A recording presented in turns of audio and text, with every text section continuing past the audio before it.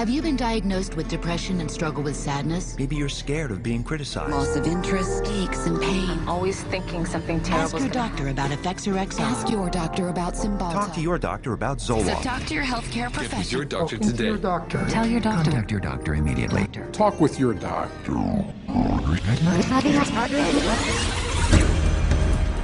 Over 40 years ago, leading psychiatrists met in Puerto Rico to map out their vision of the future. We see a developing potential for nearly a total control of human emotional status, mental functioning, and will to act. Their plan? To create by the year 2000 a range of psychiatric drugs regulating every aspect of human behavior. I was diagnosed with depression and put on Paxil. ADD, and I was prescribed Ritalin. General anxiety disorder, prescribed Zoloft. Bipolar disorder, and I take lithium. PTSD, Zoloft. I was on Paxil. When they placed me on Zoloft. They gave me Adderall. I was prescribed Siptamil, Tegretol, Lexapro, Depakote, Stelazine, Adderall, Concerta, Orazine, Prozac, Lorazepam, Effexor, Clonazepam, Ritalin, dexamphetamine, Paxil, Cylert, Prozac, Adderall, Elavil, Depakote, Wellbutrin, Seroquel, etc., etc. 100 million people worldwide are on psychiatric drugs. How did this happen? Psychiatrists convinced them they were sick. They want you to think you're diseased from birth, and that all those experiences of life, childhood and adolescence and teenage years and adulthood and being a senior citizen, that these are all various stages of disease. Because let's face it, we've all been depressed at one time. We've all been anxious at one time. These are normal emotions that we feel. Every emotional and spiritual problem is reduced to a label. And of course, all of those diseases require pharmaceutical treatments. This is big, big business.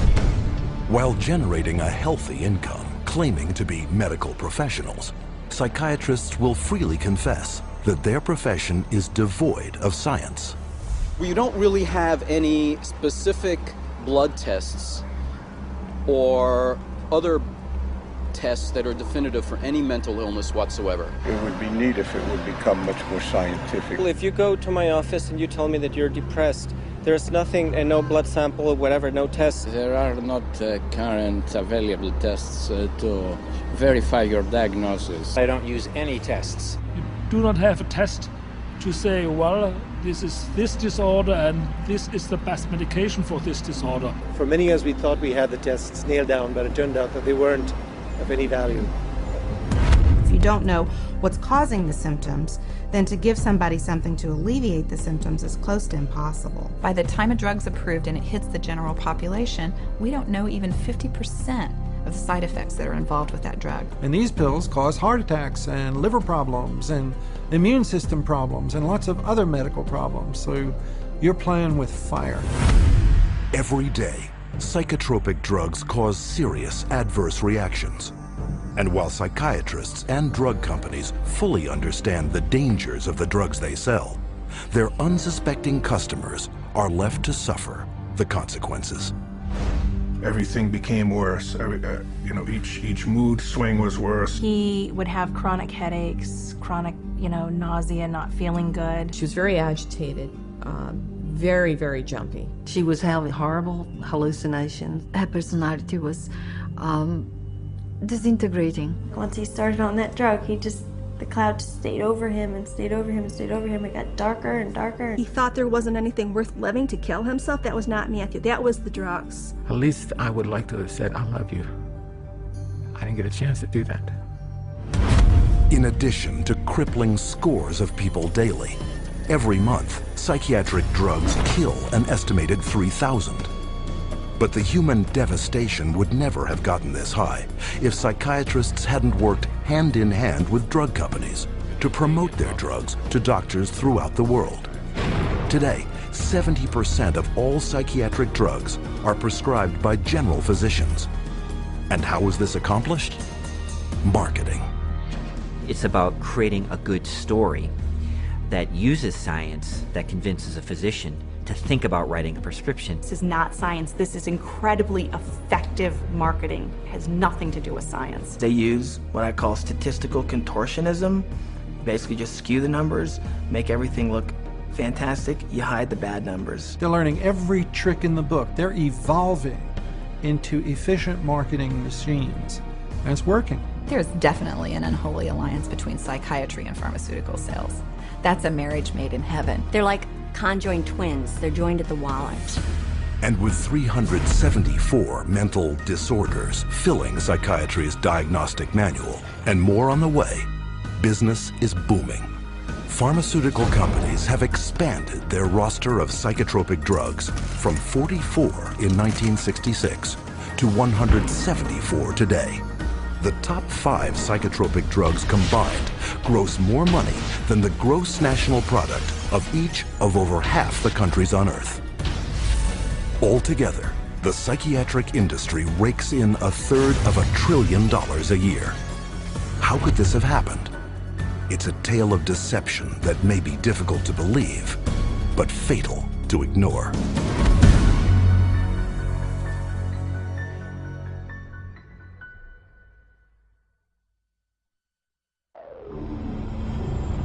We took him to a psychiatrist, and within a matter of minutes, yeah, she's ADHD, and here's your drug. Went on the Medicaid, and 5 minutes later, he was on Zyprexa. He saw the psychiatrist and prescribed the medicine for 20 minutes. The guy didn't even look at her. He talked to her a little bit. Now, how can you tell if somebody's ADHD or not ADHD from just a few minutes talking to her? Next thing I know, I'm getting handed a handful of Xanax. That's how easy it is to get these drugs. Just so easy. It was just passed to me like candy. That's simple.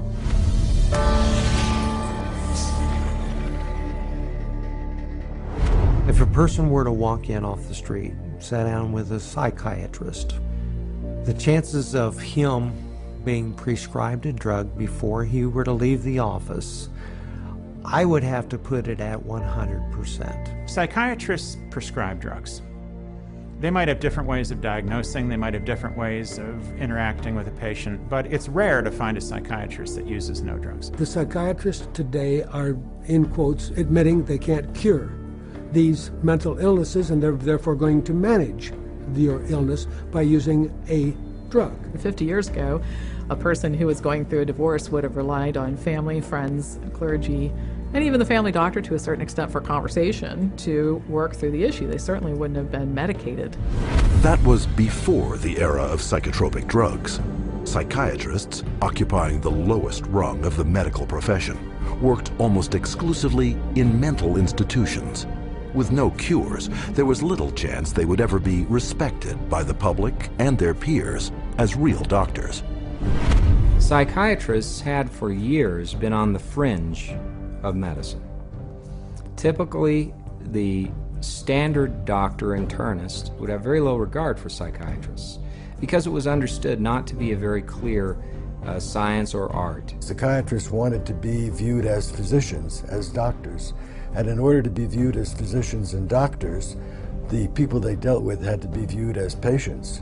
And if doctors dealt with diseases, then their patients had to be diseased. Psychiatrists had a wonderful opportunity, they felt, to become respected in the eyes of their peers. They raced to create a whole diagnostic book called the DSM, the Diagnostic and Statistical Manual, which was created by consensus. A group of psychologists and psychiatrists get together, and if they have made common observations, they have a vote and they now classify a new disease.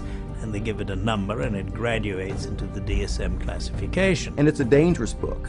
It's a book that has many disorders that could apply to any one of us, because the disorders are not real medical diseases. And it's things that apply to nearly all of us at times. Are you afraid of meeting new people? Are you afraid to speak in front of a large crowd of people? Does it make you nervous to go and to talk to your boss about a complaint? You can invent a mental disorder based on a checklist of symptoms, and that is exactly how the Diagnostic and Statistical Manual, the billing Bible for psychiatry, works. Since the DSM's first edition in 1952, the number of diagnoses has steadily grown. from a slender 130-page booklet listing 106 so-called mental disorders, the DSM has bloated to a voluminous 886 pages. It is only through the use of this book that psychiatrists can diagnose, drug, and bill for services. In fact, the psychiatric industry currently uses the DSM to collect over $72 billion in private and government insurance money. The DSM is used to diagnose and then give a label, and the label is used for billing purposes. That's how they get paid. You have to have a term in the Diagnostic and Statistical Manual in order to then call it a disease and treat it as a disease and write a prescription for it. And so because they can vote it in, they can create, and then the drug industry can just take over and market their drugs for those new disorders. And those drugs were welcomed by psychiatry leaders because it made us real doctors. Of course, first the public had to believe that there was something wrong with them, and that that thing wrong was biochemical, and that that could then be treated by a drug which was supposed to cure all. And so it was relatively easy, I think, to say, well, look, let's start looking at mental illness as fundamentally a matter of chemical imbalance in the brain. Chemical imbalance is a term that's used as a marketing ploy, as opposed to anything that there's scientific evidence to support. Nobody has yet measured, demonstrated, or created a test to show that somebody has a chemical imbalance in their brain. Period. How do you market a drug that restores the chemical balance or corrects a chemical imbalance? How can you do that in good conscience if you don't even know what one is? The whole myth of the chemical imbalance was created to sell drugs. And while psychiatrists and drug companies have used this myth to make billions moving vast quantities of psychotropic drugs into the bodies of unsuspecting consumers, the public has paid the ultimate price. An estimated half of all Americans who commit suicide are on psychotropic drugs. Annually, psychotropic drugs are estimated to kill more than 2.5 times more people than are killed by homicide. And who is entrusted with protecting the public against these dangerous psychotropic drugs? In the United States, it is the Food and Drug Administration, FDA, whose psychiatric drug advisory panels are dominated by psychiatrists who shuttle between the drug industry, academia, private practice, and government, the so-called revolving door. The revolving door at FDA is one of the primary reasons why the system that we have works so poorly. That revolving door is a direct result of the fact that a group of people with the same mindset are put into positions of being regulators and in the position of being formulators and sellers and marketers. The panels that are formed by the FDA to evaluate these drugs, the psychiatrists who are on those panels, almost all of them have conflicts of interest where they have directly or indirectly received funding from the very industry and the very parties within the industry whose drugs they are evaluating. So there's this tight little relationship between psychiatry, pharmaceutical industry, and FDA where they each mutually support each other, and yet the mental health of the population does not improve. Take, for example, the FDA drug evaluation panel that approved the antidepressant Paxil. Every psychiatrist on that panel has financial ties to the pharmaceutical industry. And these conflicts of interest have been rampant enough to prompt congressional investigation. When I check these advisory committees who make recommendations to the FDA, and they're always approved after the advisory committee, I found that there were conflicts of interest. I found that many of the people on the advisory committees had never filed a proper report on stocks and bonds that they owned that might be viewed as a conflict of interest, and they're by law supposed to do that. And this network of financial conflict of interest between psychiatry, the drug industry, and the FDA became even more entrenched in 1992, after passage of the Prescription Drug User Fee Act, also known as PDUFA. Through this bill, the FDA would be paid a fee of $100,000 per drug to ensure that psychotropic medications would be rushed through the approval process and into the hands of prescribers faster than ever. Congress told the FDA, your job is no longer to make sure drugs are squeaky clean safe before they get out on the market. Your job now is to hurry up and get new drugs on the market faster. It acted to set the priorities of the FDA so that if there was a fee paid for a particular drug approval, it could be put on the fast track and rushed to market with less than the usual scrutiny that the FDA would give it. And this fast track has traded safety for sales. Since the passage of PDUFA, time spent on drug evaluation plunged from almost 2 years in 1992 to only 6 months 4 years later. Meanwhile, the number of new drugs released to the public doubled. Though fast-tracking is disastrous for public safety, it reaps huge profits for psychiatry and the drug industry. Because the sooner a drug is approved, the sooner it makes money. And the money is big. Every day, the average psychotropic drug grosses over $7.7 million. One drug, Zyprexa, rakes in almost $12 million daily. And even though FDA now charges over $1 million per new drug application, the pharmaceutical fast track shows no signs of slowing.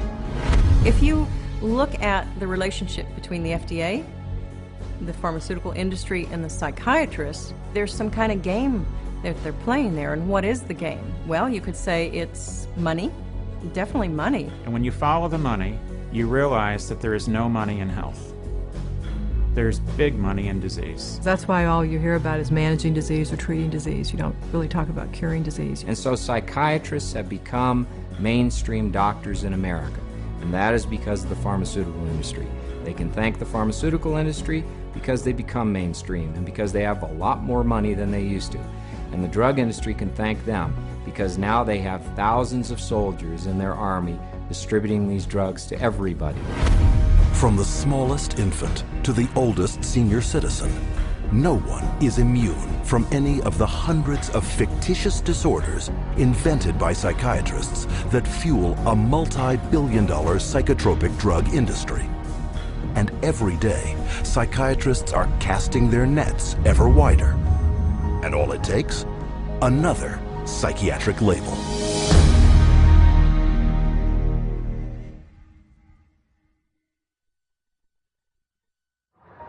How many people do you know who have been diagnosed with a mental disorder? One. With a mental disorder? 2. I'm sure a couple. I know a few. About 3 or 4 personally. Probably 4. Half a dozen? I'll say about 9. At least a dozen. I'll bet I could count 15. 20 that I personally know. My oldest son is diagnosed. When my mother was diagnosed. Kid from my childhood. My friend and ex-boyfriend. Just my grandfather and cousins. A friend of mine, friends. A sister, my neighbors. 2 friends. A girlfriend. A niece. 1 friend. My mother. All my friends, everybody I know.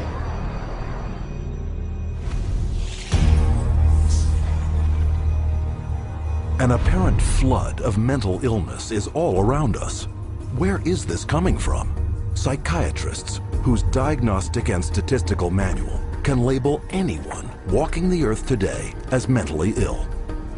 Psychiatrists, I believe, they look at every human being and they divide humans into 2 classes, clients and potential clients. We see this no more prevalent in any field than in the field of the mental disorders, where one disease after another is invented and then popularized and the public is made to worry about it. It's a disease mongering. It's the selling of sickness. You know, sometimes it's a drug in search of a market, and it's giving public awareness to minor conditions with the ultimate goal is to sell more medications. It's not caring for people. When you run out of symptoms, you don't have any more clientele to market to. So you have to invent disease. And with psychiatric medications, you can invent diseases all day long. Look at human variation. Everyday things like shyness, sadness, or even situational depressions like grieving, postpartum depression, they all become studied, and prescriptions start to get written for these drugs. Before these drugs were introduced in the market, people who had these conditions would not have been given any drug at all.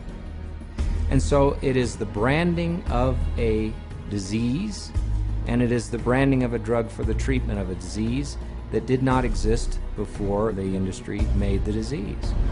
Case in point, shyness, a common life situation, voted by psychiatrists into their diagnostic and statistical manual under the name social anxiety disorder. You know, people are nervous. Well, they come up with, say, social anxiety disorder. SAD, they'll call it SAD. And the connotation is that everybody ought to be happy, and that here's a drug that can make you happy. So that a common occurrence, which is every now and again everybody's sad, we ought to be treating with a drug. Well, then they'll get this PR firm to drum up business for this. They'll put out all these studies that find, you know, there's so many people afflicted with this SAD, you know, and they'll start putting it in magazines, they'll start putting it on TV, they'll start a patient advocacy group that say, you know, that we're all affected by this, and then they'll come out with Paxil works for this. So they go to the FDA and they said, well, we ran this study and this works for this new invented disorder. And that is SAD, social anxiety disorder. And millions of people suffer from it. And it's purely fictional. It's a normal human emotion that everybody experiences at certain times or another, but they make it into a disease. Paxil, once it got approved by the FDA as the first antidepressant to be used for social anxiety, it took off huge. And it just moved from number 3 in the market amongst its peer drugs to number 1 in the market. Social anxiety disorder is just one of many made-up psychiatric disorders fueling the boom in psychotropic drug prescription. Psychiatrists work to promote what the latest disease is going to be. These days, bipolar is getting that same type of promotion. Everybody's being educated about their bipolar illness, when in fact, we know having emotional ups and downs is distinctly human. Now bipolar is thrown around like water. You've got bipolar, I have bipolar. If I'm up today, I'm manic. If I go home tonight and I'm depressed because I'm tired, that shows I have bipolar disease. It's a lot of hokum. Have you ever worried with seeing all the increased media on it that you might have a mental disorder? Yes. And which one is that? I would say bipolar. You know, they talk about bipolar a lot. Bipolar. I've known a lot of bipolar. 2 friends from both of them were like diagnosed with bipolar. My neighbor, she was bipolar. I was diagnosed with bipolar. My mother had bipolar. He was actually bipolar. Schizophrenic bipolar. Bipolar and obsessive compulsive. Bipolar and ADHD. Bipolar disorder. Bipolar, yeah. Bipolar situation. Bipolar. Bipolar. Bipolar. Bipolar. Bipolar. There's 3 personality disorders, and then the most recent is bipolar. And that's just been in the past year. Spearheading the popularizing of bipolar disorder, especially in children, is psychiatrist Dr. Joseph Biederman, a paid speaker, advisor, and researcher for 25 different drug companies. In 1996, the drug companies funneled all this money to this Dr. Biederman. He's well known. He's the one that came up and said that there's bipolar disorder in little kids. This was unheard of. There was no bipolar disorder in any kids. He came up with the study and published the articles out all over the world, and other doctors followed his lead that bipolar is in little kids. Due to the constant promotion by Dr. Biederman and his colleagues, there has been a 4,000% increase of the diagnosis of bipolar in children since 1994, while the number of antipsychotics prescribed to them has leaped 5-fold to an estimated 2.5 million prescriptions. In 2008, Dr. Biederman was exposed by a Senate investigation for failing to report $1.6 million in personal income from pharmaceutical companies. But the damage had been done. Because of the bipolar fad created by Dr. Biederman, antipsychotics, some of the most powerful psychotropic drugs being prescribed, are psychiatry's drug of choice. The top 3 best-selling antipsychotics together gross $25,000 every minute. And no matter how big the psychotropic drug industry gets, psychiatrists are hard at work providing the diagnoses to make it even bigger. Let's say this is the pie right here of a certain class of medications, and this is a pretty profitable pie and everybody wants a piece of that pie. But what would happen if we made that pie even bigger? And how you make the pie even bigger is by expanding the uses for those drugs. They've already got a drug that's approved on the shelf.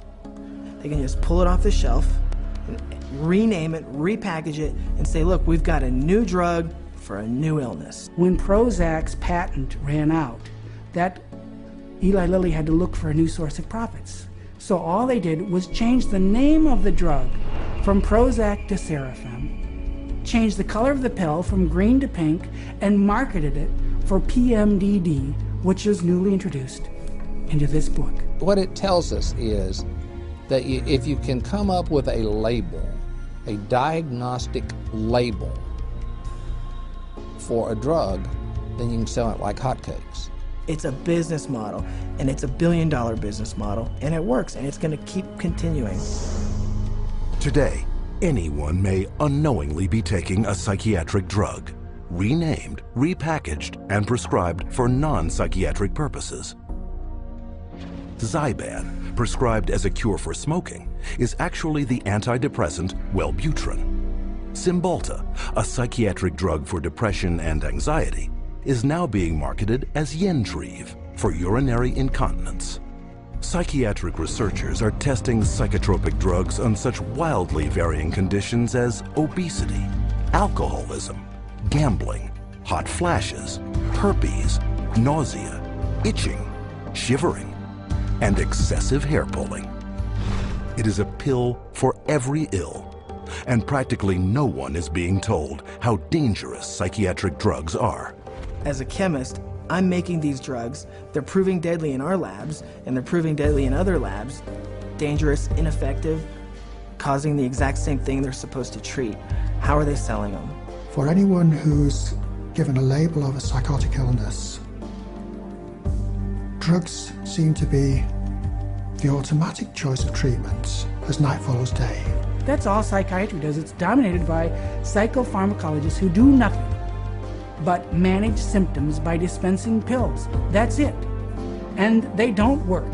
But the fact that they don't work works to the advantage of the drug companies and the psychiatrists, which means that you're not cured, which means that you're a patient for life, you're a customer, you're a client for life. And the worse your health gets, the more drugs you need.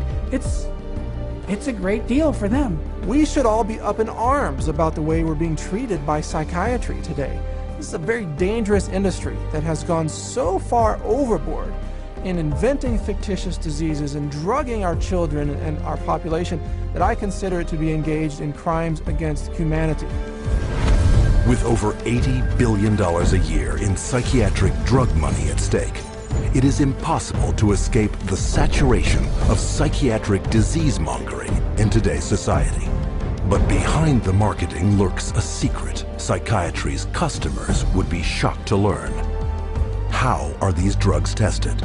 And are they safe?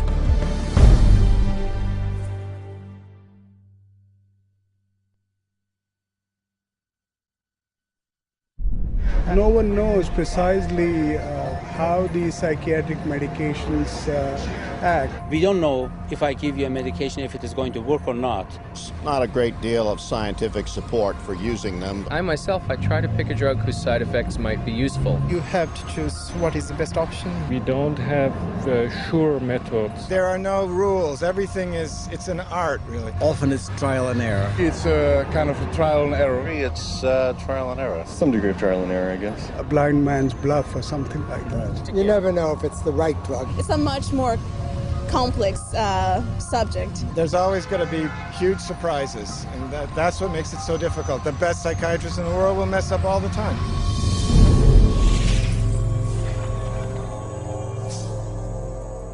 The American public is being treated as a mass medical experiment.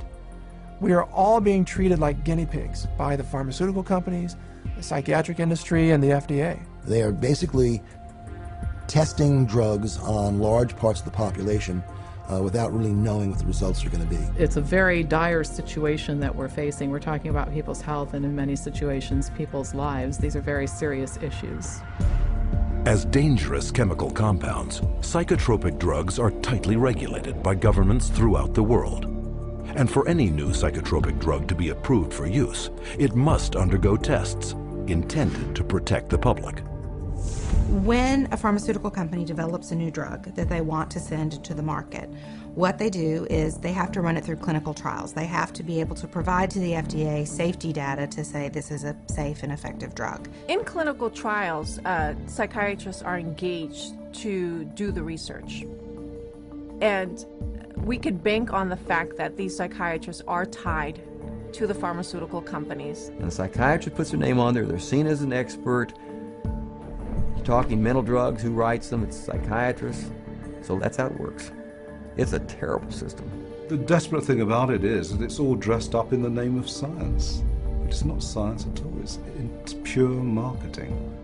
But they get away with it because it's called science. There's really no test, no X-ray, there's no chemistry that shows you have this condition. It's really just the opinion of someone who is probably taking money from pharmaceutical companies to prescribe drugs to people. Where's the biochemistry? Where's the research?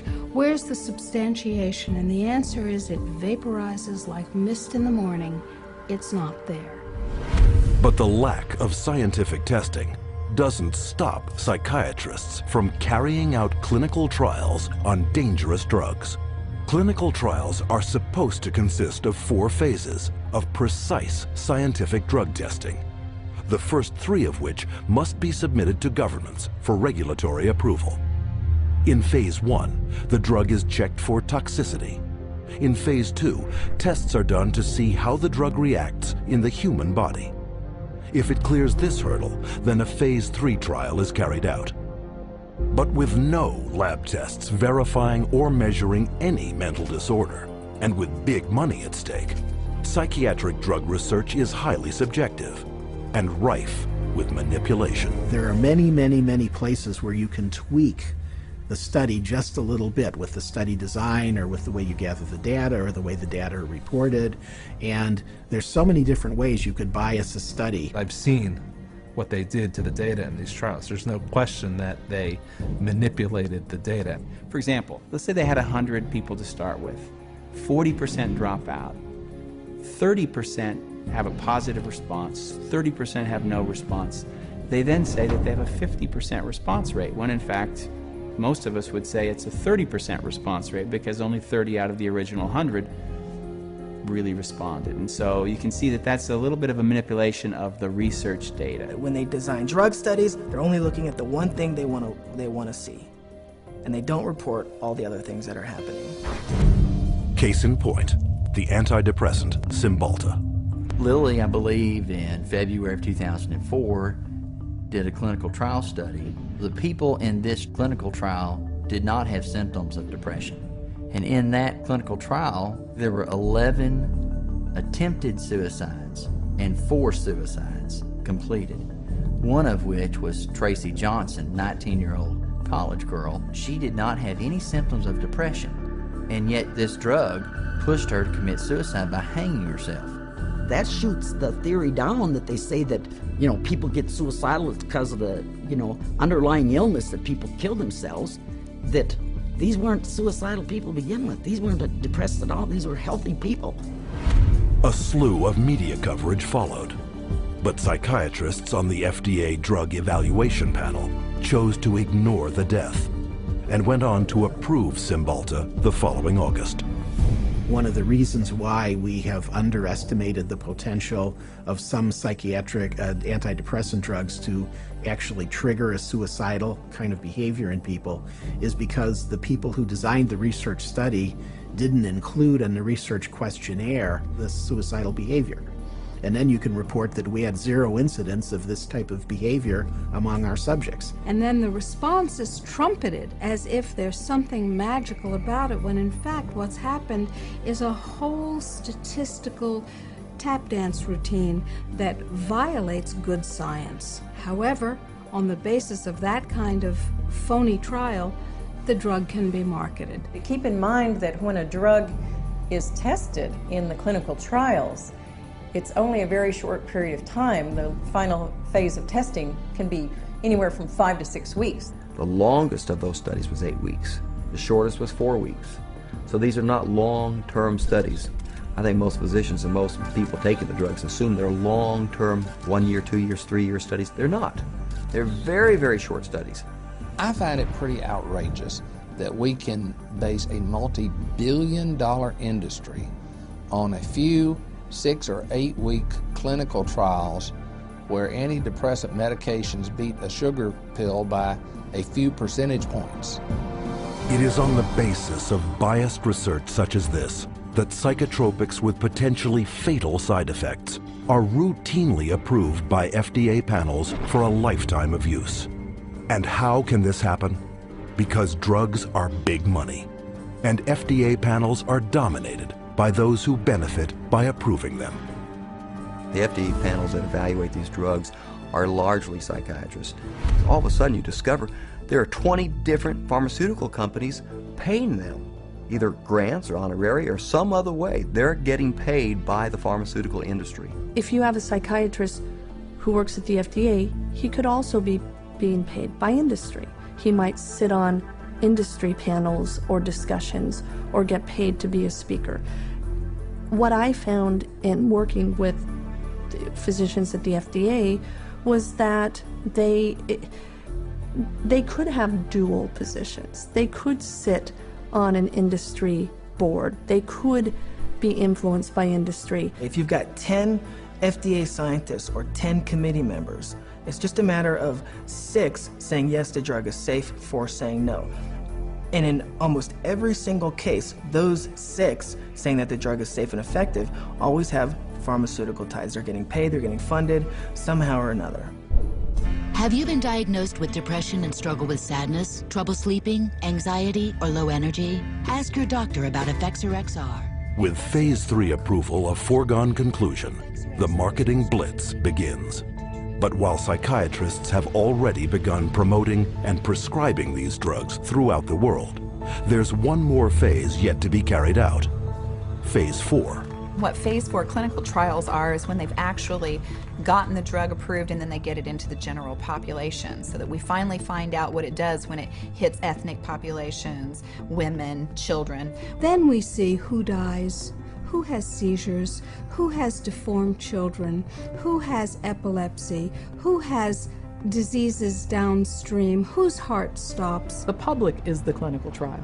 That's where we find out the problems with these drugs. This is an experimental stage, and it's so much so that one consumer protection group has advised patients that they refuse a prescription for any drug that hasn't already been on the market for 7 years. So if you're taking a drug that's only been out for a year or 2 or 3, you are a guinea pig.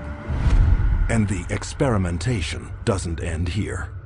Additional psychiatric drug trials take advantage of the invented disorders in psychiatry's Diagnostic and Statistical Manual to rake in even more profits by targeting the most innocent of all. If they test their drugs on children, then they get a 6-month extension on their exclusivity period or patent period. This psychiatric drug research center in Texas uses advertisements to lure in child volunteers. And once inside, they're further enticed with the simplest of tricks. This is where they're going to be playing. We have Game Boys, we have Xbox, we have 5 TVs. They come in here and they help themselves to crackers, cookies, free candy, free crackers. Everything is paid for. You don't pay for anything. But these perks are just bait to coax children into ingesting powerful psychiatric drugs known to cause suicide and violence in their own age group. These are drugs that would cost maybe several $100s a month in a pharmacy. They actually are getting them free in research. We love children, and we just love children because they're our future. By conducting those tests on children, they get a financial incentive that's worth over $1 billion. Those are the facts. You make of them what you will. With this kind of money at stake, psychotropic drug experimentation on children is rampant, with 323 studies either completed or in the works, including a 2003 trial that tested children on an antidepressant treating premenstrual dysphoric disorder. Those drugs, which are barely more effective than placebos, often have huge side effects, which are dangerous and even deadly to people. Families don't know the risk. If they actually were aware of the risk and believed it, no one would take that risk. The psychiatrist would never, she didn't say one word to me about what was going to be the effects of the drugs. No side effects listed, no. Well, let's sit down, we have to talk about this. At that point in time, he said, well, this doesn't have that type of reaction on any children, you know, that it's very safe. If he had told me then what I know now about it, I never would have taken it. She said, oh, Beth must have been on Paxil. That's the only way she would kill herself. And I said, well, what is this? How do people know this? I didn't know anybody would know something like that. And we went on the internet, and all of a sudden you find out this it's not uncommon. But it's not uncommon for people to become psychotic on these drugs. We're entitled to know the truth before we give a mind-altering drug to our children, our wife, our mother, our father, ourselves. We don't really know what they're doing. That's what scares me. It's all made up theory. There are no facts about what these drugs really do. And if someone said, well, we don't know what this is going to do to you, good or bad, would you take that medication? Now that is not the practice of medicine. That's the practice of marketing. And this practice of marketing is taking lives. And the poor patient doesn't even know it. But in the testing and marketing of psychotropic drugs, money trumps safety. The top 10 most prescribed psychotropic drugs gross over $26.5 billion annually, more than double the amount of new money put into circulation every year by the United States Mint. But to make this kind of money, psychiatrists first have to convince the most crucial market segment of all, those with the power of prescription.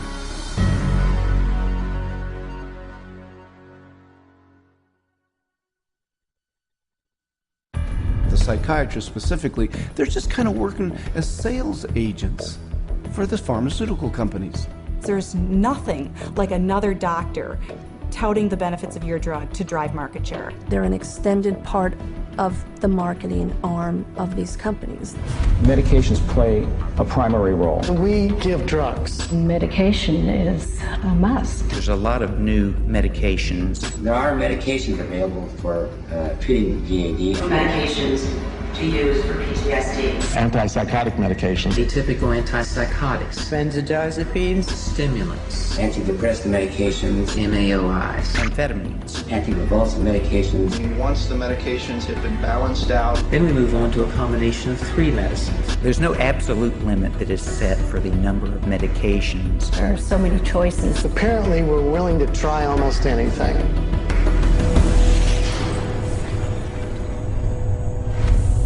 Psychiatric drugs can't be sold without a prescription, so pharmaceutical companies hire psychiatrists to promote psychiatric drugs to their fellow prescribers. The money trail starts at the world's most prestigious medical schools, in the offices of highly influential university-based or academic psychiatrists. With their seal of approval, pharmaceutical companies make billions on psychotropic drugs. There are a lot of academic psychiatrists especially who have ties to 10 or 15 or 20 different pharmaceutical companies, and so they're making a very large amount of money. Whether they're professors or whether they work at big, medical institutions, those drug companies will make sure that they've got them on the payroll somehow. They'll have this person feed this information to their other peers, but it's all being motivated through monies being funded by pharmaceutical companies. About 40% of the early stage marketing dollars for pharmaceutical companies go straight to these thought leaders, psychiatrists. These financial arrangements with so-called key opinion leaders are very lucrative. A top academic psychiatrist can personally rake in over $500,000 per year from pharmaceutical companies. These people are still considered the stars of their medical centers because they bring in all this great money from the pharmaceutical companies, and that helps keep the coffers of the medical center full. Universities receive a lot of money from the pharmaceutical industry. Drug companies are building buildings right next to the medical school. They're funding research right and left. The University of Michigan Depression Center received, I think it was $750,000 from Eli Lilly, and all they do down there is crank out this biological view of psychiatry and mental illness and depression.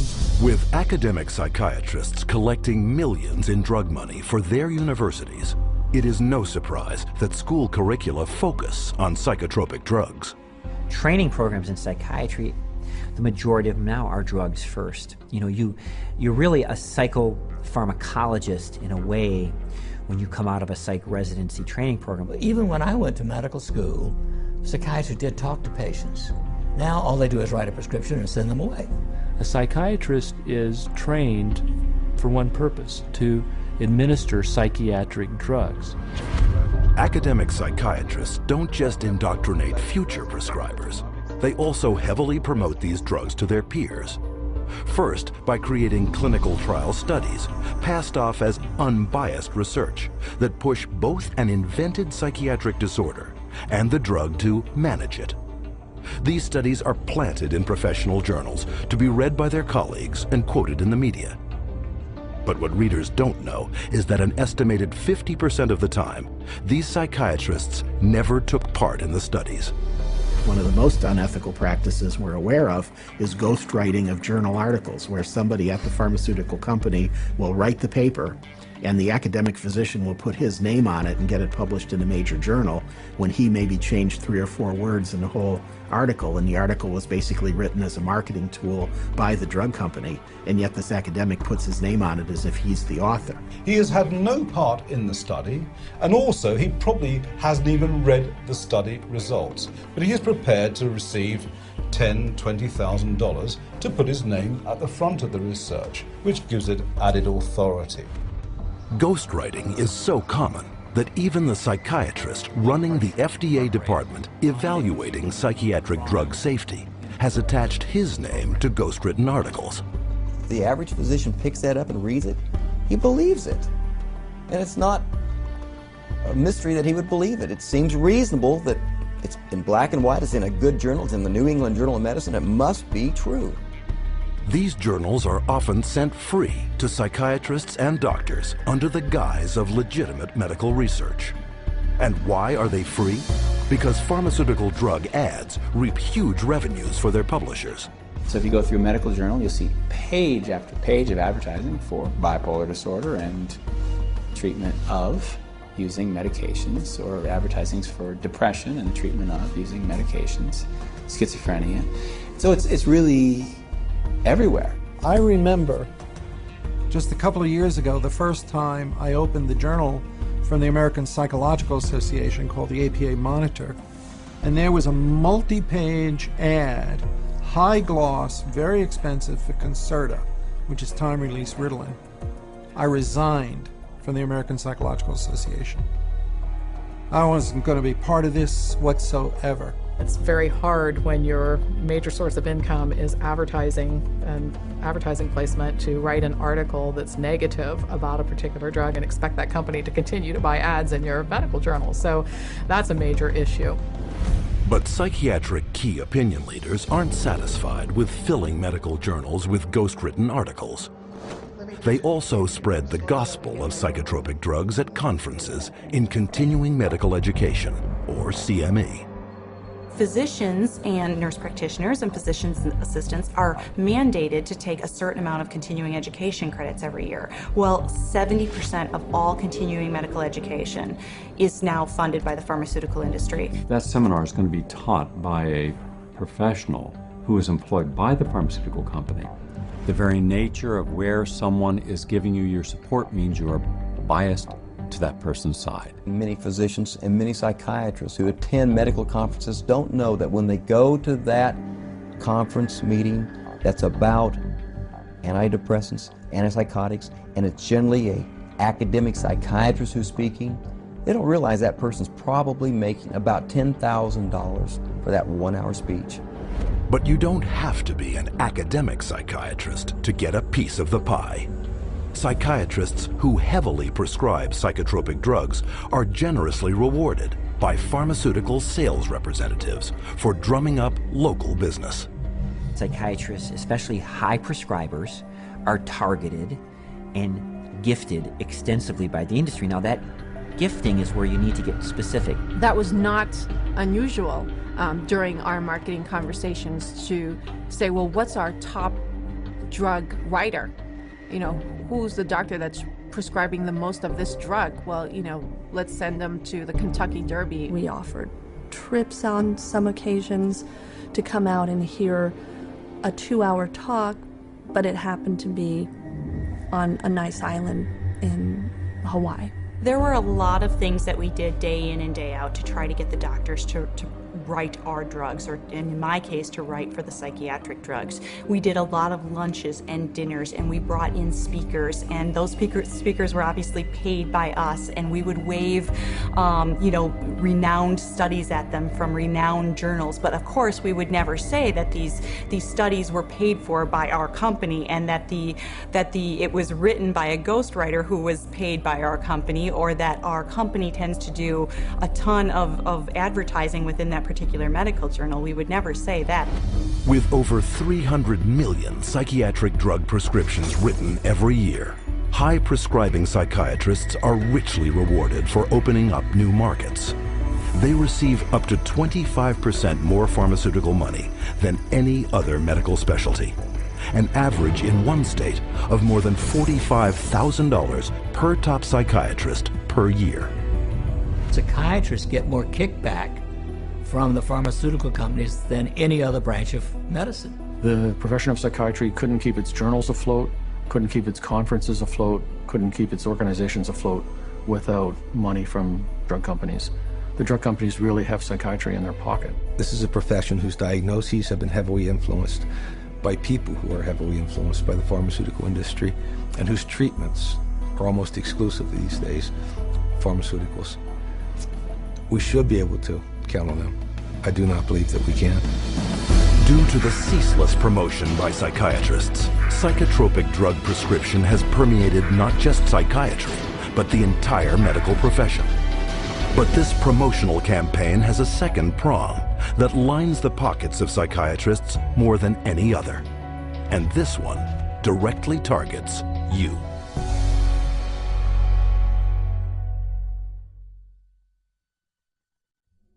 Abilify helps control symptoms of bipolar mania.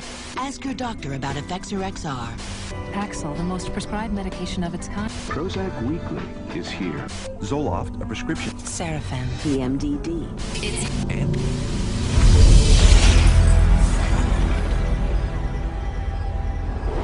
Psychiatrists and drug companies don't hype psychiatric drugs only to fellow prescribers. They also pitch them straight to the end user, you, counting on you to walk into their offices and demand a prescription. The direct-to-consumer advertising is instilling the notion in every human being that something is mentally wrong, something needs correction. That drives people to see a psychiatrist to help to mitigate this by dispensing the medication, by dispensing a drug that they have had pushed on them on countless television ads, countless magazine ads, and countless print ads that say, hey, there's something wrong with you, go get help for it. Nowhere is this explosion of direct-to-consumer advertising more obvious than on television. It wasn't always this way.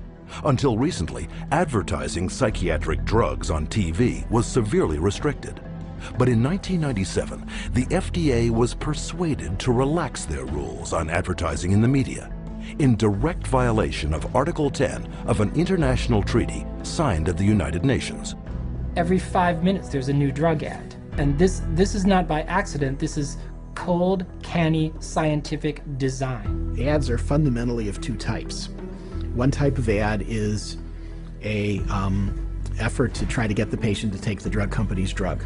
Abilify helps control symptoms of bipolar mania and reduce... But then the second kind of direct-to-consumer advertising is the you're sick and you didn't know it advertising. You could be suffering from generalized anxiety disorder. Because they want to create sales, so what they're going to do is tell people, do you have these symptoms? Do you have this disease? Do you have this particular condition? But they hit it so hard on television that people say, ask your doctor, ask your doctor. Every commercial is a referral to the doctor. See, they're working for each other. Ask your doctor about Cymbalta. Depression hurts. Cymbalta can help. I can go to my doctor and say, here are my symptoms, and walk out with the prescription I want. I can ask for a drug by name, and most of the time I'll be given drugs. So basically I'm my own doctor. The industry defends what it's doing by saying this is some kind of public health education campaign.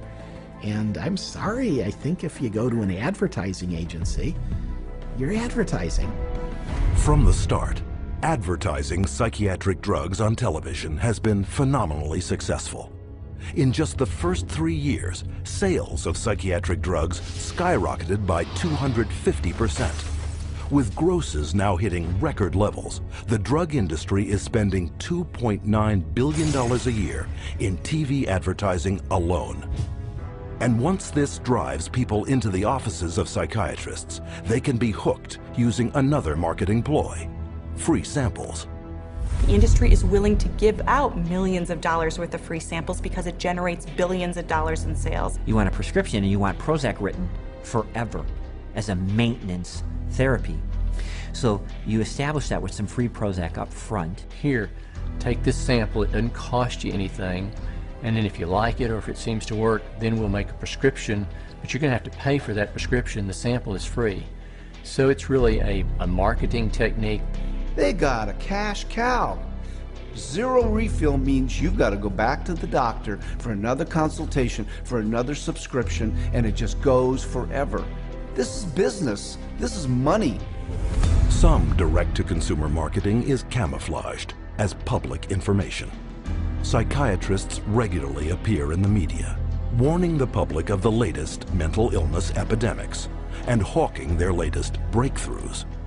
They write articles planted in newspapers and magazines that further their mental health awareness campaigns. Even patient advocacy groups claiming to offer unbiased information on psychiatric drugs are, upon closer inspection, pharmaceutically funded front groups managed by psychiatrists. They were started specifically by the industry themselves, and the public isn't informed of that. You know, it's basically a great big lie to the public that they think they're going to a charitable organization that has their best interest at heart. Case in point, children and adults with attention deficit disorder, or CHAD, the biggest and most well-funded front group for the makers of stimulant drugs. Stephen Plog is a former CHAD executive. When I became the CHAD coordinator for Las Vegas, they gave me a manual, and in it it said, we want to provide unbiased information to help and support people who have ADD. For the next 30 days, we put 22 parents and their kids on a program with lab tests to find out what their causes were, eliminated their causes, they got prescription-free, medication-free, side-effect-free, and they got better with their self-esteem, and they became actually happier, healthier, and more successful. Chad found out about this, called me up and says, we do not allow people to talk about nutrition in any of our seminars. We only prescribe going to a psychiatrist who will only prescribe drugs and therapy. So they said you can no longer work with us, and they fired me for simply recommending that parents go get a lab test, find out what the causes are, and eliminate the causes. They do not allow that. They only allow medication and psychiatric treatment. Psychiatric patient advocacy groups also promote psychotropic drug treatment by broadly issuing public marketing surveys disguised as medical questionnaires. You can take a survey of maybe 16 questions. And if you are a normal human being who's lived through ranges of emotions of normal life experience, if you've known the exhilaration of the birth of a child, a niece, a nephew, and the devastation of a divorce and the loss of dreams, and answer honestly to those questions, you will diagnose yourself as bipolar. And the instructions that come back along with the diagnosis or the warning that you're probably bipolar say, print this out and take it to your doctor. And how simple is it for anyone to go online, answer typical life questions, and be given a psychiatric disorder?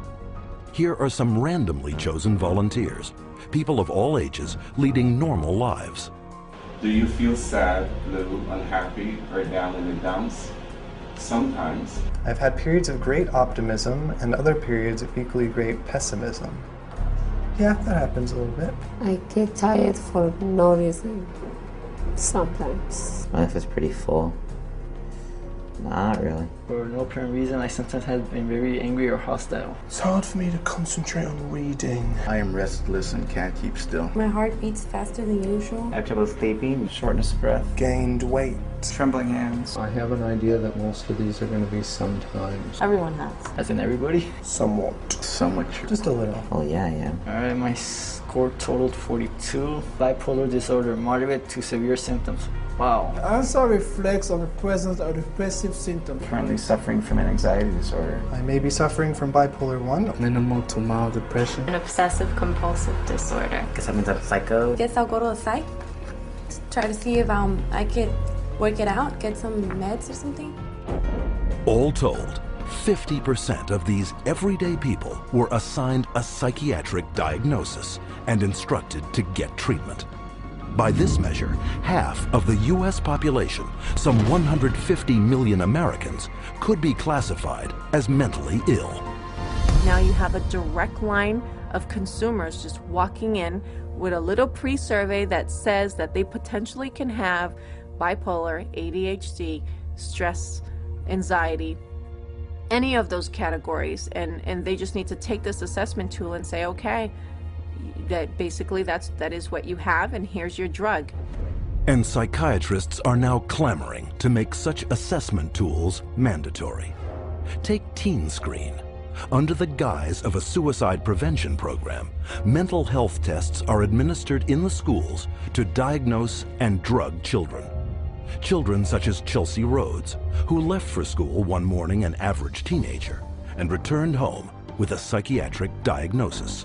The Rhodes family in Indiana, their young girl went to school one day, and all of a sudden they told her they were taking her into her room, and they move her into her room and give her the 10-minute Teen Screen test.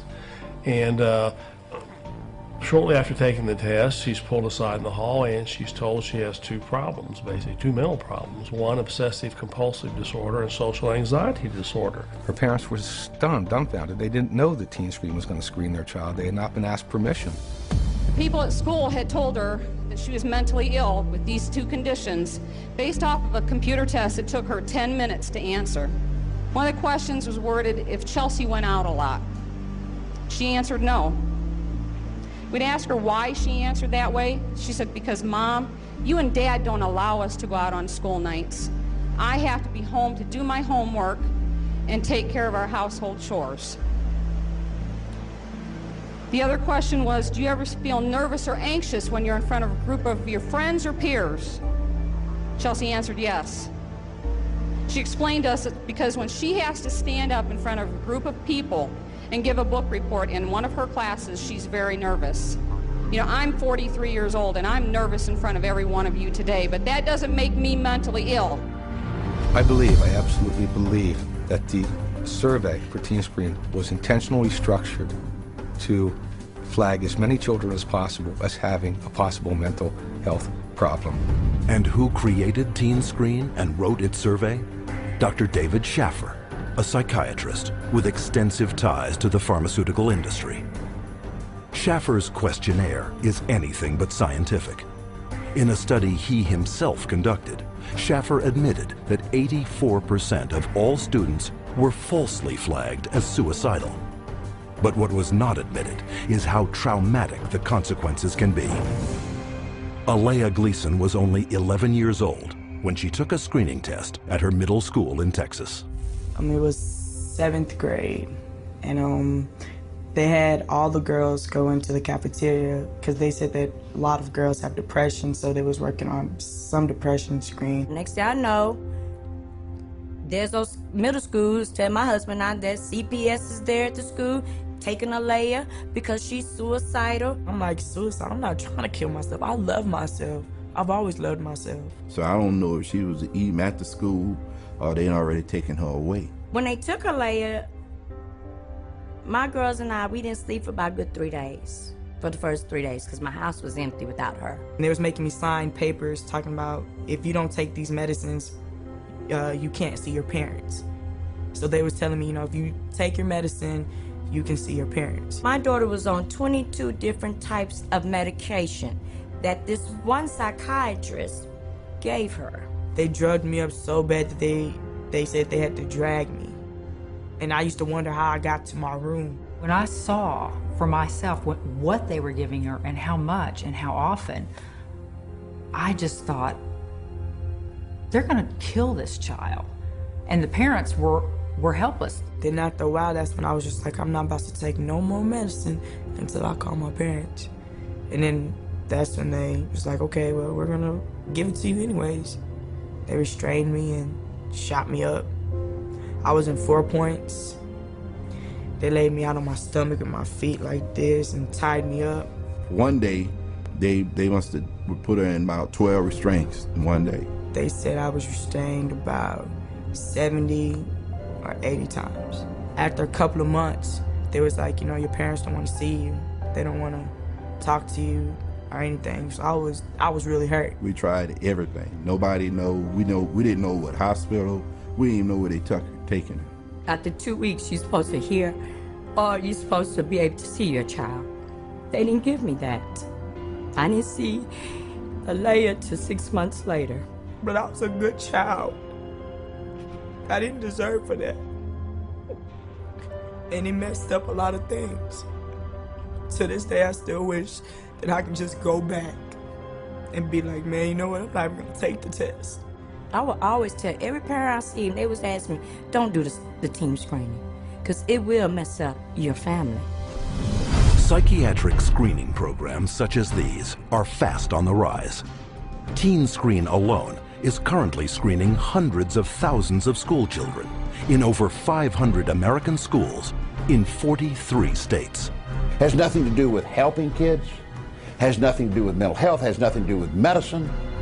It has everything to do with the pushing of drugs. So it presents itself as being a wonderful, altruistic program, whereas in fact, I believe its cold-blooded and cold-hearted intent is to recruit more children into the very subjective diagnoses of mental illness and to treat those kids with medication.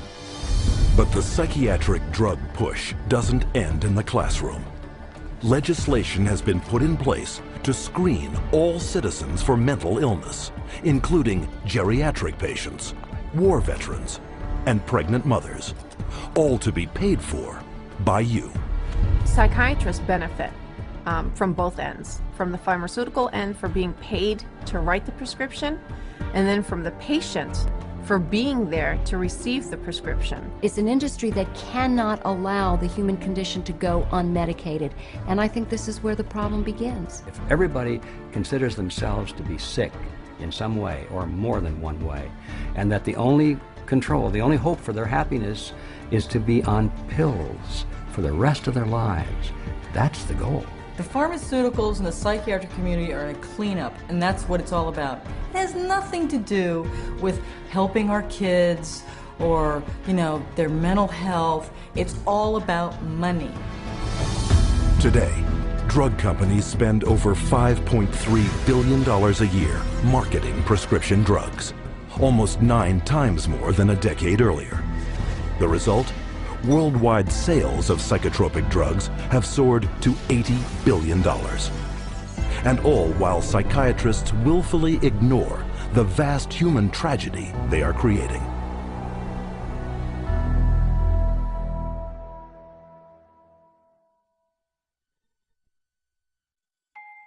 I'm 10 years old, and I'm going to read, I think, the side effects of a drug called Daytriana. The drug Adderall. Luvox. Cymbalta. Gyudon. Lexapro. Namenda.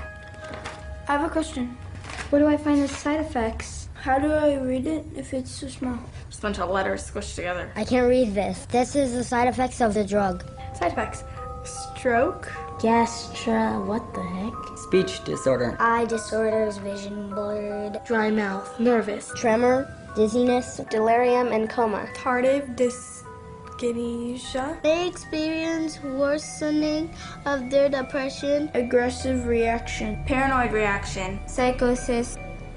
Serious cardiovascular events. Other serious heart problems. Heart failure. What? Suicide. Suicidal thoughts. Suicidal thinking and behavior. Increases the risk of suicide. An increased risk of death. Sudden death. These guys must be kidding. Wow. This is a guess. Seeing this on a warning label, does anybody have any clue what they're putting their kids into? This isn't good.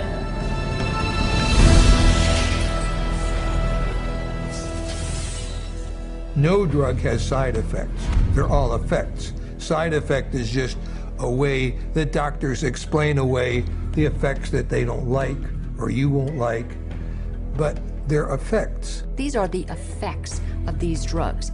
They're not just what might happen to you, they're what happen more often than not. We name them side effects because they're something that, they're an unintended consequence. The antidepressant drugs not only don't make you happy, they have all kinds of negative effects on the system as a whole. These drugs are absorbed and distributed throughout your entire body, so they have side effects through all of your tissues and organs, including your liver and your kidneys and your nervous system. They destroy the brain, the neural net. They literally kill brain cells and cause all kinds of brain disorders. That's why we have they're not side effects, they're direct effects. But while psychiatrists continually downplay the multitude of severe health risks to the public, candidly, they had no problem admitting them to our cameras. I think I tell them the main side effects. I don't tell them every side effect because there's so many possible side effects. I would say the majority of patients experience some side effects. People get side effects to every medication you try. They all have side effects. All kinds of side effects. Lots of side effects. Physical feelings of sickness. Headaches, insomnia. They can't sleep. They can't eat. Drowsiness. Sedation is very frequent. Restlessness, appetite stimulation, neurologic side effects, tremor or muscle spasms, stiffness, weight gain, obesity, weight gain and stuff like that, decreased performance of sexual functioning, sexual side effects can happen, sexual dysfunction, etc. I've never had anybody die or anything, but I've had people faint and stuff, and it's really sort of unpredictable. You name it, and it can be a side effect. And why can't psychiatrists predict what adverse reactions you will get? Because not one of them knows how their drugs work. At least with street drugs, people know that they're dangerous, that they should be off of them. With pharmaceuticals, people are told they're safe to take every day. But far from being safe, psychotropic drugs are increasingly being exposed as chemical toxins with the power to kill. Some of the side effects that have become of concern lately are suicide, increased risk of suicide, increased risk of homicide. These aren't people that were horribly depressed when they were given a drug. These are people who are given a drug for social anxiety or difficulty sleeping or mild depression and then become suicidal. And so when they become suicidal and they kill themselves, what the doctor does is go back and say, oh, well, it's because they were depressed. The label itself, the disorder, is what is blamed for the side effects. When in reality, it's the drug that is causing the side effect. It is the drug that is the problem. Drugs such as the antidepressant prescribed to Woody Witzak, who took it not for any mental complaint, but to help him sleep. My husband and I, Tim, his nickname Woody, we were married just 2 months shy of 10 years, so we've had a long life together. And Woody was a guy who was healthy. He was a big runner. He's never had a history of depression or any other so-called mental illness. He was given Zoloft for insomnia. I find Woody one night completely sweat through his shirt in fetal position, kept going, Kim, you gotta help me, I don't know what's happening to me. It's like my head's outside my body looking in. Kim, help me, help me. We did breathing, listened to music, prayed, anything to calm him down from his head outside his body feeling. And a week later, he was found dead hanging. A guy who loved life. Psychiatrists claim their drugs save lives, but according to their own studies, psychotropic drugs double the risk of suicide, with one increasing the risk by a factor of almost 7. As a pharmacist who has been studying the problem for the past 7 years, I do see a glaring connection between the high use of these psychoactive substances and the rise of violence. If people knew that the mechanism was not known of these drugs, that they could cause, if there's a real chance for them to get a homicidal tendency or even suicide, if you take the drug, there's a chance you may want to kill yourself. And I could repeat probably a dozen other examples of significant self-inflicted harm or significant violence to others in patients who had never had that experience in their adult life. Patients such as Wyoming grandfather Donald Schell. Donald Schell was a man in his 60s, a gentleman, a family man, a funny man. He had had periodic episodes of depression, but never any real serious mental health issues, and became depressed, had a down period, went to a general practitioner and was given Paxil. 2 days later, he shot his wife, his daughter, his 9-month-old granddaughter, and then himself. The first question the jury was asked, very telling question, can Paxil cause some people to commit homicide and or suicide? To which they answered yes. Donald Schell was on Paxil for only days before his murderous drug reaction.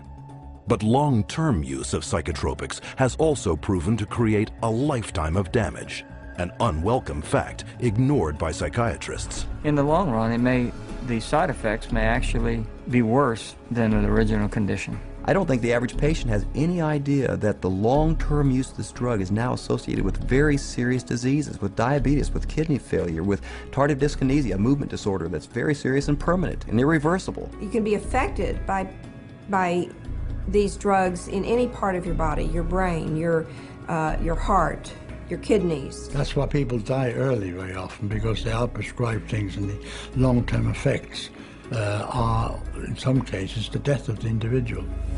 And more damage is created by polypharmacy, where psychiatrists make a fat living prescribing multiple psychiatric drugs, one to offset the effects of another. If you have drugs that create side effects, that gives you a ready market for more drugs to cure the side effects. It seems to me that it's a self-propagating system. And what ends up happening is that each one of those new drugs that's added into the scenario brings on another symptom for which there's another drug, for which there's another symptom, for which there's another drug. And it just snowballs into a vicious circle of one drug causing the need for another drug. Sometimes people come and they're on such a cocktail of so many different drugs for so many different things. It's rare now that I see a senior citizen that is on less than 5 or 6 drugs at one time. Some 12, 15. One will lead to the next, and they're all toxic. This is how the game is played. And as psychiatrists spread their lucrative game of psychotropic drugging further and further into society, children have become the latest and most tragic of casualties. Rebecca Riley, 2.5 years old, they diagnosed her with bipolar disorder and ADHD. They had her on an antipsychotic, they had her on a heart drug, they say, for ADHD, and they had her on an anti-seizure. And then one other one for side effects. 4 drugs at 2.5 years old. She can't even zip up her own pants. She's like a little rag doll. The school nurse, 2 teachers, the principal, the social worker, all said they never seen any behavior in this little 4-year-old girl that would warrant these kind of medications. And all specifically called this doctor and said, please take her off these. She died at a little over 4 years old. This little girl that didn't have a chance, and the psychiatrist just let her. Instead of standing trial and facing prison time, Rebecca Riley's psychiatrist, Dr. Keiko Kifuji, hasn't even lost her license. One might well ask how psychiatrists get away with it. The answer lies in a legal concept known as standard of care. The standard of care is based on what do other doctors do? What would a reasonable physician do in this situation? And the reality is that what most physicians do is prescribe medications. As long as they've done their paperwork properly and documented that this child had the symptoms that led them to this conclusion, they appear to be completely protected from any kind of a lawsuit as a result. The standard of care is what allows doctors to seriously injure or even kill a patient with total impunity. So the standard of care now has been implemented to where you can get away with, if you're a medical doctor, psychiatrist, you can get away with murder. And the death count keeps rising. Psychotropic drugs now kill an estimated 42,000 people every year. The cost to society is very real and very devastating. But the medicine they're practicing isn't real. It's a hoax. Profit always comes before patient safety, and they take a very short-sighted view. It's all about how can we make money today, not what price are we going to pay tomorrow. The trail of destruction that a psychiatrist leaves in his path is of no concern to that guy. It's all that money. And the money is big. Psychiatry is today over a $300 billion industry without a single cure. And as more and more breakthroughs are promised by psychiatrists, their running total of sick, injured, and dead victims continues to escalate. Unprotected, it is the public, you, who must fend for themselves.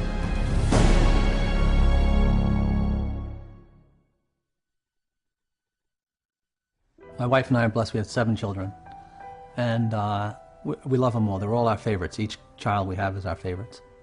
And Beth was extremely special. She was kind, generous. She had like a really sweet and caring personality. She had this beautiful smile, like an inviting. She could make friends with basically any stranger on the street and get a smile or a laugh out of them. Beth was having a hard time sleeping for maybe 4, 5, or 6 weeks. And so we said, Beth, you should go to the doctor and get something to help you sleep.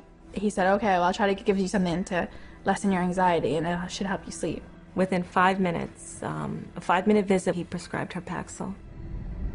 When I first saw Beth right after she went on the Paxil, she was different. Like, I felt like she was drugged.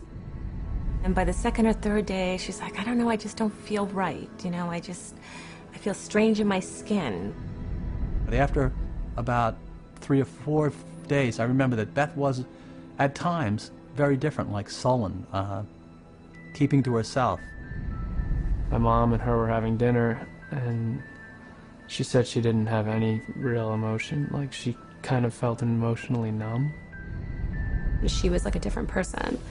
Like, she just seemed like she was under the influence of something. She didn't seem like herself. She seemed like she was tripping out.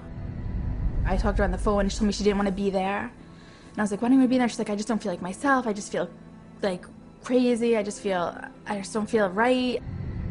I truly believe that she was hallucinating maybe and going in and out of this psychotic state at this point. It seemed like she was melting down, like emotionally. She was becoming worse every day. I said, are you suicidal? I actually asked her. And she laughed at me. And she said, no, I would never do that. I'm thinking in my mind, I'm just going to lay down next to her and I'll rub her head and I'll talk to her and we'll try to figure out what we're going to do because something's not right here. And my son Matthew was right behind me going upstairs. And when I got to the top of the stairs, I saw her hanging in the hallway. Then the police were all over the place and people were coming and going. And about 3 hours, 4 hours after my daughter died, one of my friends came over and said, you know, I was speaking to so-and-so, one of our other friends, and she said, oh, Beth must have been on Paxil. That's the only way she would kill herself. It just wasn't her. There was nothing in her that would have done that. She was the most non-violent, like gentle. It's a violent way to die. It had to be the drug. There was no other answer. If we knew what we knew now, Beth would be here with us today. I know that for a fact. The tragic story of Beth Winter is just one of many, a tale repeated wherever psychiatric drugs are prescribed. But psychiatrists insist you believe that their drugs are safe and effective because they are the mental health experts and you are not. But case after case proves that trusting them can have disastrous consequences. Psychiatry is pseudoscience. It's false science. It cannot withstand rigorous review if people would just look at the evidence. If they help anyone, it's not worth the risk to the people that are harmed by them. They are betraying every customer they have. They don't know what they're doing, and we need to educate the public to use their feet and walk away.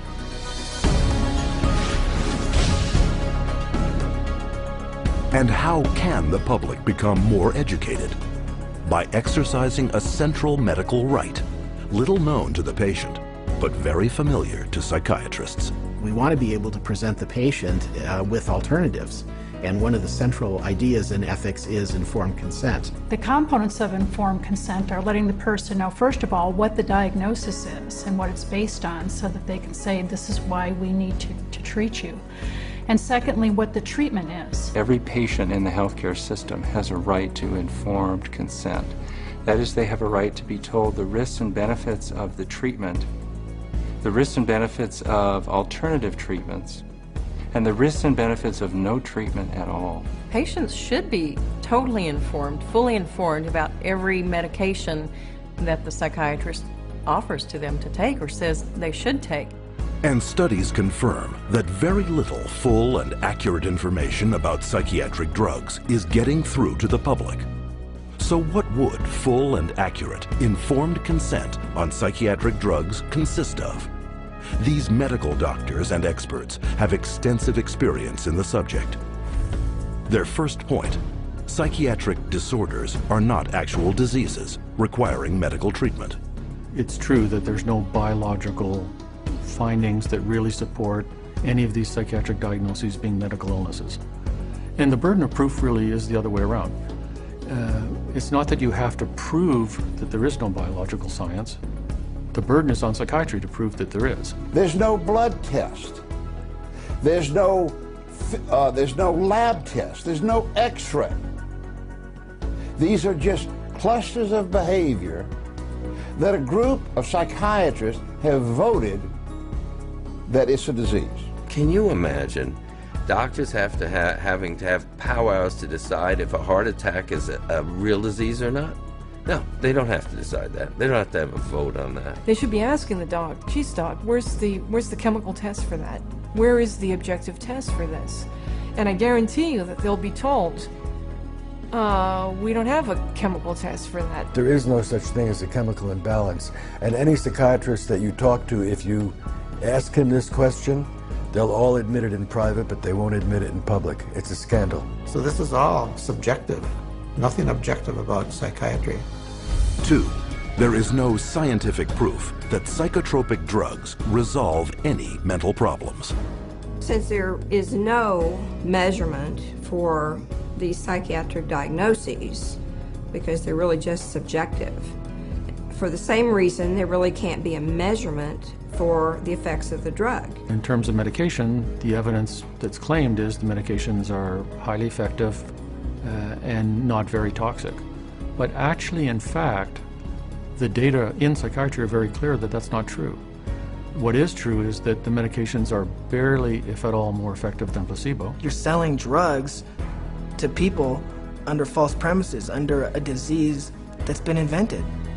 So how do you measure efficacy among a disease that doesn't even exist? 3.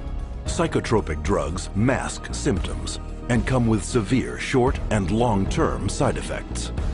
Whatever problem you're being treated for, whether it's depression, real or otherwise, or cardiovascular disease, medicating away the symptoms is not solving the problem. The patent medication gives the appearance of having helped because in the short term, it usually doesn't show the bad effects that are going to happen in the long term.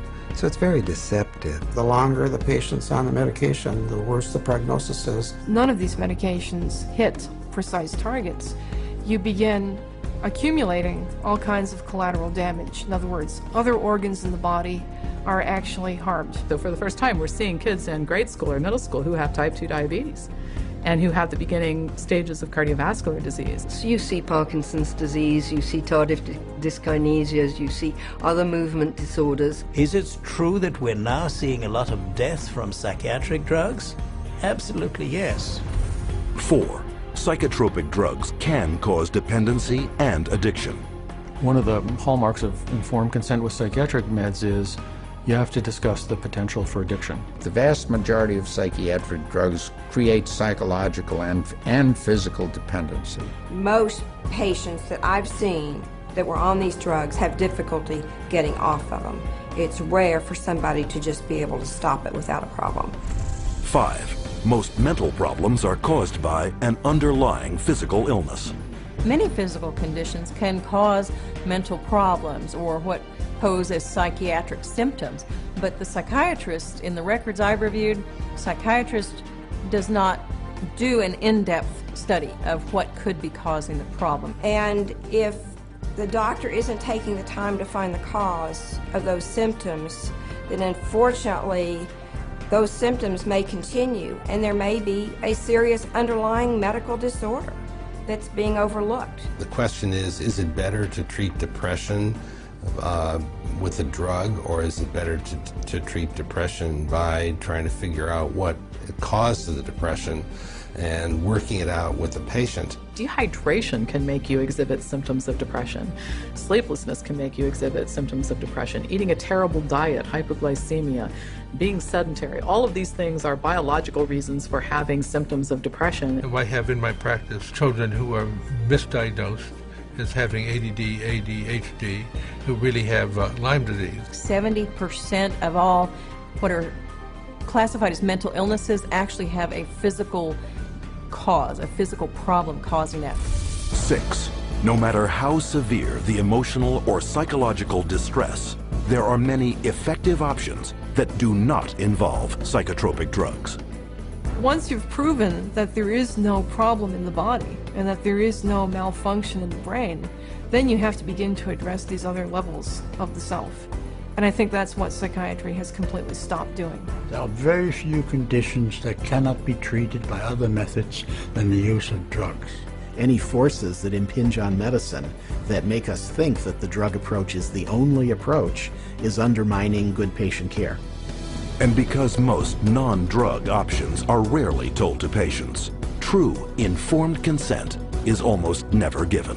When you get into informed consent, it's almost a responsibility of the patient to make an inquiry about the hazards of the drug and not rely on what the psychiatrist or physician tells them. We can't go in and abdicate our responsibility as consumers simply because somebody has an MD after their name or someone is a psychiatrist and we think they know more than we do. The best way to protect yourself is to educate yourself, is to ask questions not only of your doctor, but to do your own research. Don't be ignorant, be informed. Get information from as many places as you can. That's how you'll be an intelligent, skeptical consumer, and that's how you will protect the safety of yourself, your children, and your entire family from this industry of death known as modern psychiatry. And as modern psychiatry has permeated our world over the last 50 years, so too has psychotropic drugging. But there is a way to expose this medical abuse. By reporting all complaints and adverse psychiatric drug reactions to your National Drug Regulatory Agency. MedWatch is the federal reporting program in the United States.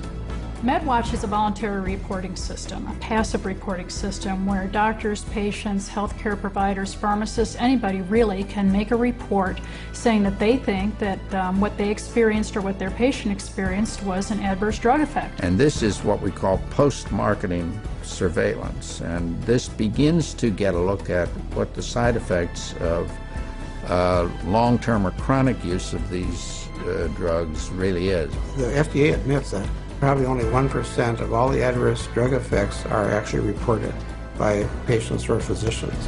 It is only through the reporting of all adverse drug reactions that the true scale of the horrors of psychotropic drugging will come to light. You have the facts. Share this video with your doctor and don't allow yourself, your friends, or your loved ones to become the next statistic of the big business of psychotropic drugging. To find out more about psychiatry and psychotropic drugging, or to report a case of psychiatric abuse, contact the Citizens Commission on Human Rights.